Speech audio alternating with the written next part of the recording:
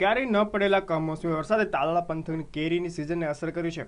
જ્યારે આ વર્ષે ગત વર્ષની સરખામણીમાં કેરીનું ઉત્પાદન 50% જેટલું છે। તળાવ નજીક આવેલા ગોવર્ધન ફાર્મના માલિકે ઘણો સંઘર્ષ કરી કેરીનું મબલક ઉત્પાદન કર્યું છે।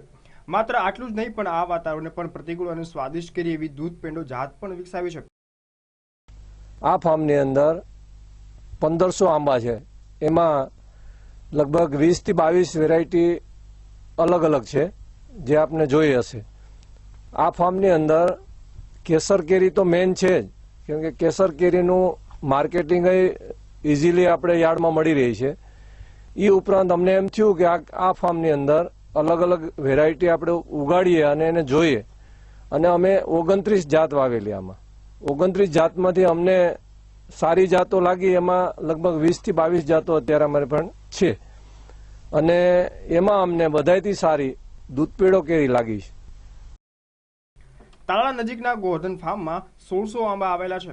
છેલ્લા 17 થી 18 વર્ષથી કેરીના કોન્ટ્રાક્ટ રાખનારા કોન્ટ્રાક્ટરના મતે તેઓ જુનાગઢ, ગીર સોમનાથ, અમરેલી જેવા જિલ્લાઓમાં ઘણા ફાર્મના કોન્ટ્રાક્ટ રાખેલા છે, પણ ગોવર્ધન ફાર્મમાં ઉગાડવામાં આવતી કેરીની જાત ખાસ છે। આ ફાર્મમાં હાલ 11 પ્રકારની કેરી તૈયાર થઈ છે અને બજારમાં પણ પહોંચવા લાગી છે। ગોવર્ધન ફાર્મમાં કુલ 11 પ્રકારની કેરીઓ આંબા પર ઝૂલી રહી છે, જેમાં કેસર, વનરાજ, તોતાપુરી, સફેદ હાપુસ, લંગડો, ધોળિયો, દૂધ પેંડો જાત સામેલ છે। જેથી કરીને આ તાલાળાથી નજીક ગોવર્ધન ફાર્મ આમાં 14 જાતની કેરી છે। 17-18 વર્ષથી આ બગીચાના ઇજારાનો વેપાર કરું છું, બરોબર। જેથી કરીને મંથલી આમ ધારી, અમરેલી, મોરજર, તાલાળા, ઉના, કોડીનાર બધી જગ્યાએ મેં બગીચા જોયા।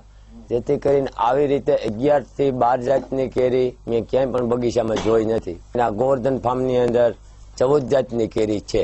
કેસર, વનરાજ, તોતાપુરી, સાકરિયો, ખોડી, અષાઢિયો, પાયરી, સફેદ હાપુસ, લંગડો, દૂધ પેળો અને ધોરિયો। જેથી કરીને આમાં 4 થી 5 જાતની કેરી એવી આવે છે।